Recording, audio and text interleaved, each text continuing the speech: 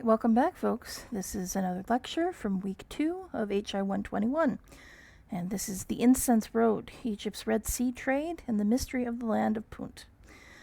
Now, hopefully I will be able to get through this one without tripping over my own tongue quite as often as I did with the previous lecture. Not sure what was wrong with me. I suspect a lack of caffeine.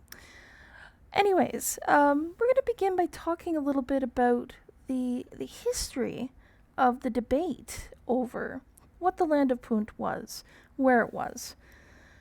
The land of Punt, also called Ta Netjer, or God's land in our Egyptian sources, is one of those ongoing mysteries of Egyptian history. The amount that's been written on it is considerable because the question can't be resolved to our satisfaction. And this is very odd because, really, the amount of evidence we have about the relationship between Egypt and Punt is comparatively significant by ancient standards. And this relationship existed on and off for a millennium and a half. So ancient history has a lot of mysteries, and people love speculating about mysteries. Everyone in this case wants to be the one to find the answer, to pinpoint Punt. And scholars have been trying in a systematic way for over a century to do so. Now, Punt is also called God's land in Egyptian sources, as I mentioned, and it's a major source for incense, spices, ebony, and gold. The Egyptians traded with them for a very long time. And when I say trade, I mean massive trade. It seems to have involved huge quantities of luxury goods and thousands of people on individual expeditions. Now, our guess is that it's somewhere around the Red Sea, just because of the nature of the goods that were brought back. But specific guesses have included Syria, the Sinai, southern Arabia, eastern Sudan, northern Ethiopia, Somalia, Kenya. Now, early on in Egyptology, no real interest in Punt is obvious simply because not enough texts that mentioned it had been found or published. This doesn't change until the 1850s. By this point, the Antiquities Service of Egypt had begun to investigate the temples in Upper Egypt more systematically. So what happens is that scholars begin by putting Punt in the Arabian Peninsula. Why? Because of the connection to perfumes and aromatic spices. And Greek mythology was all about the perfumes of Arabia. Now, it's not really as overly simplified as it sounds. They did at least have some source material for this. They relied on inscriptions in Hellenistic-era temples. The problem, of course, is that these temples were built long after the major trading relationship between Egypt and Punt had ended. So they're very, very late in date. Now, to begin to help clarify things, Auguste Mariette, and that should be the 1870s, not the 1970s. Please make a note of that. I'm afraid I'm not going to restart this just to fix the slide. He made two really important discoveries in the 1870s. The first are the geographical lists of Thutmose III in the Temple of Amun at Karnak. So they talk in detail about Punt, and they seem to point to countries south of Egypt. The second are the wall reliefs in Hatshepsut's funerary temple at Deir el-Bahri from the mid-15th century BCE. We're going to look at in much more detail at them later. So basically, however, Mariette concluded that due to the depiction of the country and its plants and animals, specifically the giraffes and rhinoceroses, that there was no way it could be in Arabia. Instead, he argued it had to be on the Somali coast. And, we have to concede there is a region within modern Somalia that is called Puntland. Now, this is actually 1968, this next one, I promise. Rolf Herzog expands on Mariette's work by focusing on the plants and the animals depicted in the wall reliefs at Deir el-Bahri. And he concludes based on this that Punt is actually in the area of the Upper Nile, and that the trips made to Punt were part overland, part by river, not by sea. So the problem with this is that there were sea creatures of various sorts, fish, lobsters, and squid, primarily, depicted in a very large expanse of water, and most of these creatures are found in the Red Sea, not in the Nile. Now, another modern scholar, Kenneth Kitchen, revisits this, and he says, no, Punt is on the Red Sea coast, but it is in the Sudan-Eritrea area. And he bases this on the goods that are acquired from Punt and on the depiction of fish and marine creatures in these carved wall reliefs. So Kitchen has actually wrote for about 40 years on the subject of Punt, and his is still basically the dominant argument. But the debate continues. Dimitri Meeks, in 2003, argued that in fact it was the western coast of the Arabian Peninsula, so somewhere between the Gulf of Aqaba and Yemen. I've read Meeks, and he actually puts a lot of weight on the New Kingdom evidence, which is, again, hugely separated in time from the actual trade with Punt. Now, there are also fringe takes on the subject that put it in places like Israel or Lebanon. After I researched this for a little while, the first time I put this lecture together, I came across one book that actually argued Punt was the original homeland of the Egyptians from which they first migrated. I don't even know how to quickly sum up what that was all about. It's based on some very sketchy pseudo-history and some rereadings of documentary sources that are just mind-boggling. They niggle over semantics in a way that just distorts them. So, for instance, one pseudo-historical account says that an inscription actually means the opposite of what it seems to say. So, an inscription of Hatshepsut saying, "My southern border is as far as the land of Punt," according to this guy, actually meant that her southern border is as far from the heart of Egypt as her northern border with Punt is. Yeah, I don't know how he got that either. I remember reading that 3 or 4 times and being like, this is just nonsensical. But pseudo-historians will be pseudo-historians. There's nothing much we can do about it. Now, the consensus is that Punt is somewhere in northeastern Africa along the coast of the Red Sea. And most scholars acknowledge that the term may have been somewhat fluid. Egyptians themselves may not have had a really clear idea of just where Punt was and how far it extended. And this is common, the use of an umbrella term for a more distant land that you don't understand very well. It's very common in pre-modern history. Now, you'd think that archaeology could save us, but no. No archaeological trace of Punt has ever been found, at least nothing we recognize as Punt. We have evidence for the trade with it. There are remains of ships at the harbor of Saul on the Red Sea, and there are products possibly brought from Punt, ebony and obsidian. There are cargo boxes with hieroglyphic text describing the contents as being from Punt. But none of that tells us where Punt is. So why did I just walk you through the debate like this? Well, because first of all, it is a debate, and I'm trying to introduce you to the concept of historiography. It's also very instructive in how the historians of the ancient world try to address mysteries like this. This is an inexact science. Archaeology isn't always as helpful as we would like to think it is. And just because you find evidence doesn't mean you're going to find the evidence you need to pin down a geographical location. A lot of supposition happens. So let's look at the evidence for early trade between Punt and Egypt. This is trickier than you might think because Egyptian sources are so focused on the activities of the state. We don't see the work of ordinary traders. We certainly don't have anything from the perspective of the Puntites themselves, or this wouldn't be so much of a mystery. What we can gather from our sources is that the goods they got from Punt were very significant luxury items. Gold, ivory, panther skins, myrrh trees, ostrich feathers, scented shrubs to make perfume, oils. So why is myrrh so important? Well, because it's used in burial, and specifically in mummification. Now, in return, the Egyptians traded weaponry, things like hatchets and daggers, jewelry, food, beer, and wine. The first known Egypt-Punt contacts were in the very earliest part of Egyptian history, the second or perhaps even the first dynasty. We know at that point the Egyptians are in possession of myrrh, which they don't find in Egypt. The closest source was Ethiopia and the Horn of Africa. Now, in the 4th dynasty, a Puntite slave is mentioned as serving the son of the builder of the Great Pyramid. So now there are other forms of trade going on. Now, under Sahure in the 5th dynasty, we see the first record of direct sailing to Punt. Previous trips may have been partially overland.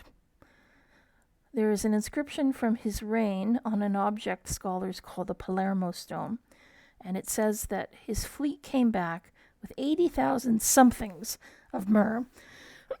We don't have a definition for the measurement, the unit of measurement. 6,000 of electrum, 2,600 staves of some sort of exotic wood. Electrum is probably a reference to pure gold.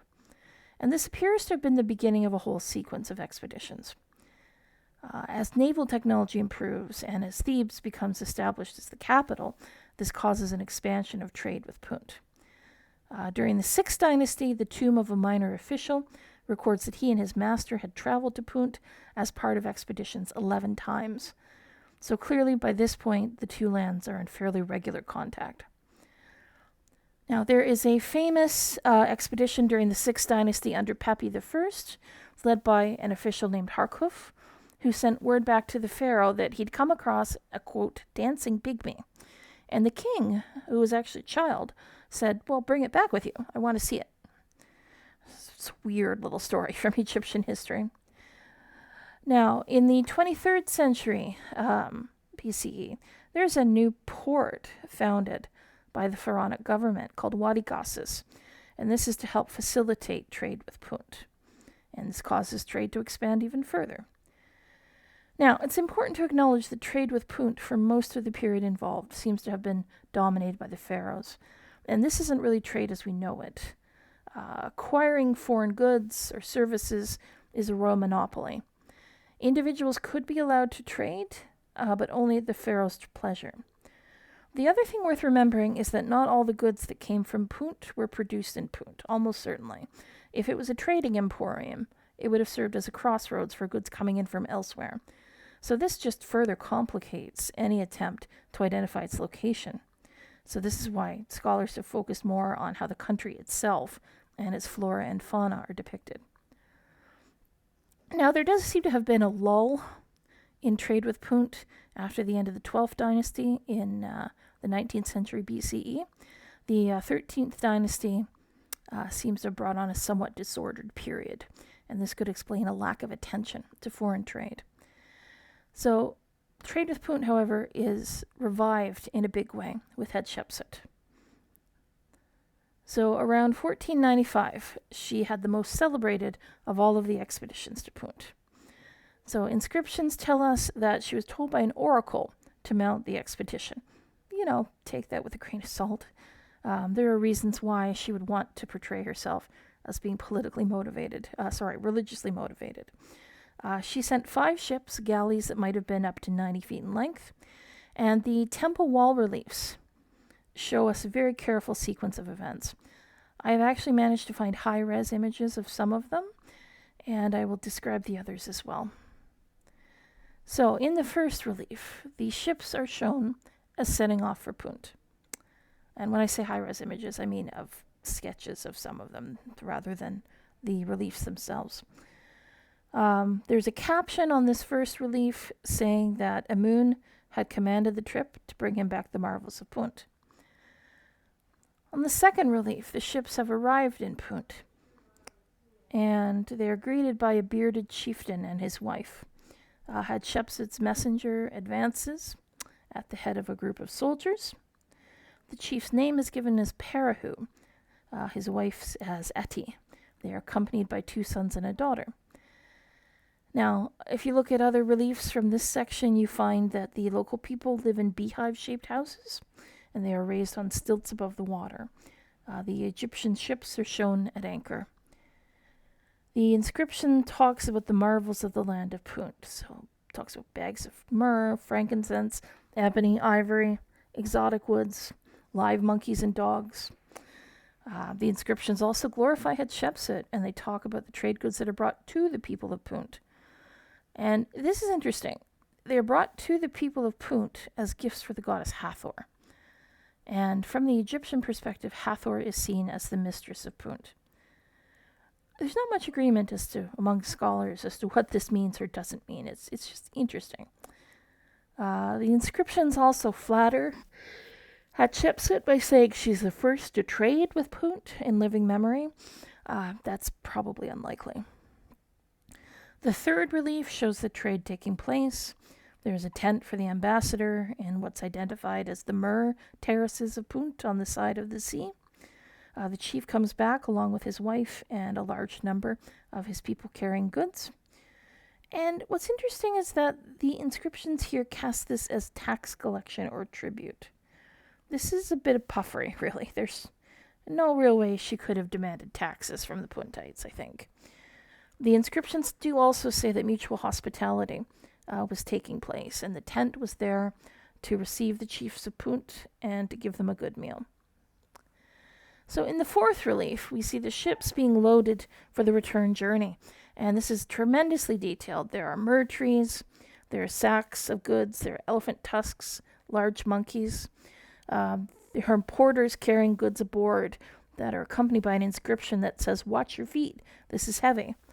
And another inscription lists the goods that were taken in great detail. The fifth relief depicts the return to Thebes, where they were accompanied by Puntite chiefs. In the sixth, the goods are presented to Hatshepsut, and the inscriptions revisit the idea of them doing tribute to her. Apparently there were also Nubian chiefs present at this reception, which is interesting. In the seventh, Hatshepsut is offering some of the goods to Amun. There are some interesting inclusions in the seventh relief. Supposedly she offered him throw sticks of the Puntites, whatever those were. They may have been hunting weapons, and a live panther. In the eighth, we see the weighing and the measuring of the imports. The inscription claims that Hatshepsut herself took part in this, and I'm assuming that is her in the upper right.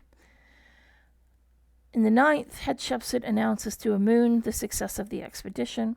This is where you see the claim that the oracle had ordered it to, quote, penetrate the highways to the Myrrh terraces. Amun is depicted as being very pleased by her success and gives Punt to her. In the 10th, she reports her success to the court and gives them a speech about Amun's guiding hand in the expedition. So just before we talk about what this all means, a further note on why Amun is so involved here. Hatshepsut's power is not legal. She basically was her little brother's regent and kind of took over in a way she wasn't supposed to. And she justified that by calling herself, connecting herself to Amun in a very fundamental way. So there's a reason that she's invoking him in all of this.